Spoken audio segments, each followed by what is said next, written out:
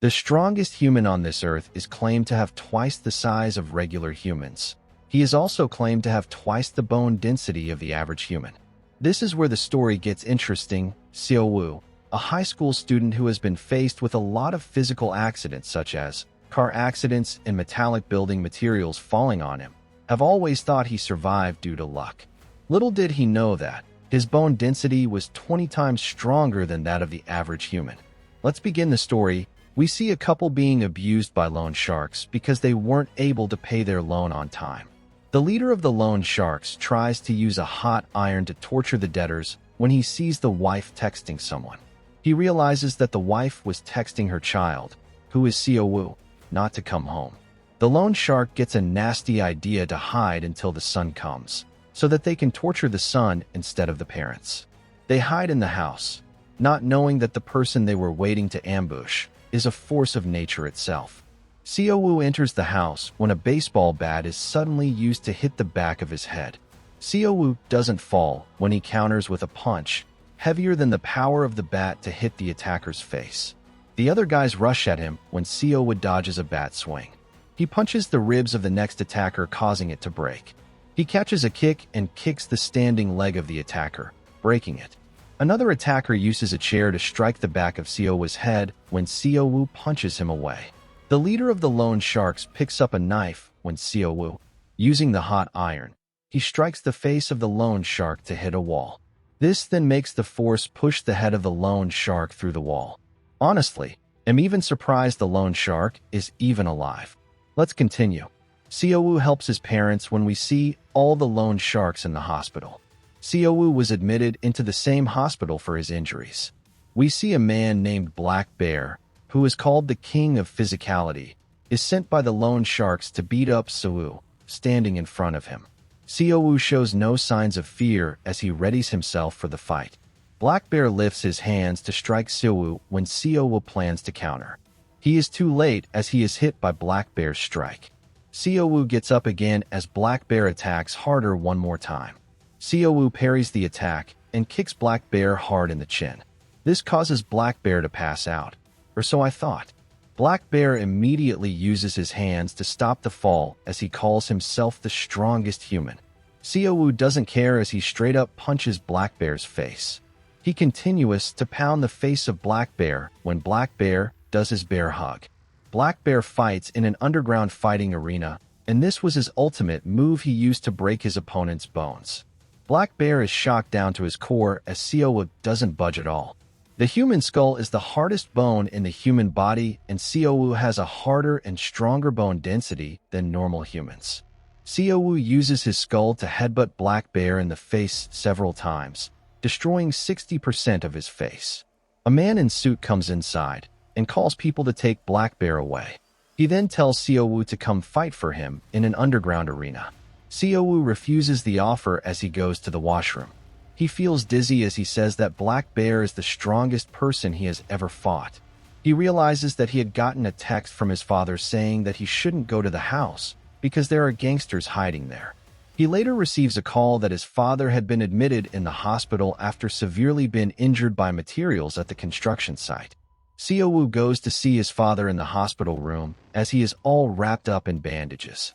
He is given the bill for his father's surgery when Seonu has no hope of getting the money. The underground fighting arena seems to be the only choice as Seonu goes to the man who gave him the offer. We see the duo in an office. The man in suit introduces himself as Kim. He is a scout who gets fighters for his boss, who is the sponsor. The main deal is that Seonu is to fight for them and earn money through the bets that they place on him. Secondly, once he is part of the tournament, his parents' medical bills and their safety will be assured. Without thinking too much, Seonu agrees and signs a contract with them. Seonu is hit with an anesthesia as he collapses. His eyes opens after a while to himself sleeping on a hospital bed. The masked staff pushing his bed to arena tells him that he is going to hell. Seonu wakes up in an arena with a scrawny thug. It seems Seonu and the thug has been pit against one another as the first random match. Doping drugs, which enhances the physical abilities of humans, are arranged for the fighters. Seonu hears the thug screaming as the scrawny thug now becomes huge. Before Seowu could think, a dangerous fast drop kick comes from the thug when Seowu barely dodges. Seowu creates some distance and tries to figure out a plan. He is too late as he receives a hard attack to his head by the thug. He tries to counter when the thug uses his body to slam into Seowu's back. Seowu's leg is grabbed by the thug as he is hardly slammed to the ground. A normal human will be dead by now, and the thug knows that. The thug jumps up to employ his final attack when he stomps on Seowu, using his speed, insane body weight, and strength. We see the shocked face of the thug as Seowu grabs him by the leg. Seowu thrusts his leg upwards when the thug barely dodges the attack. Using the Brazilian Jenga style, Seowu creates a distance between them. He goes in for quick punches when he ducks to dodge an attack. He throws consecutive quick punches when he avoids another attack. We see the thug knocked out as Seowu tries to go in for the big swing. It turns out to be a trap as the thug grabs Seowu by the arms. This was what Seowu was waiting for as he uses a technique practiced by kangaroos to kick the face of the thug. The thug finds difficulty in moving his body when he uses the drug that was given to Seowu. He is able to bask his body into Seowu again. He jumps up, taking Seowu with him. He then throws Seowu down with all his strength, causing more damage to Seowu. Seowu is caught in a chokehold as at this moment, he could actually die. It seems the goddess of luck is on Seowu's side as the thug coughs blood and dies. Using double drugs also has its side effects, which is death. Seowu is taken to be treated when the thug's body is taken away. A drone comes to Seowu asking him to move to the lobby to meet the other participants. He gets to the lobby when he sees a lot of monstrous people. He decides to avoid any unnecessary fights and stay under the radar.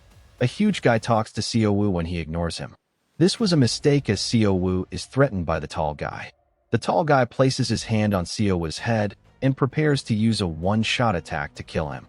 Seowu, on the other hand, is also planning to counter the attack as he readies his fist. Just then, a man with glasses on comes and stops the tall man. The tall guy tries to attack when the drone shoots him dead, saying that anyone who initiates an attack in the lobby will die. The fighters are asked to be in groups of 5 in the rooms available. We see a room full of monstrosities.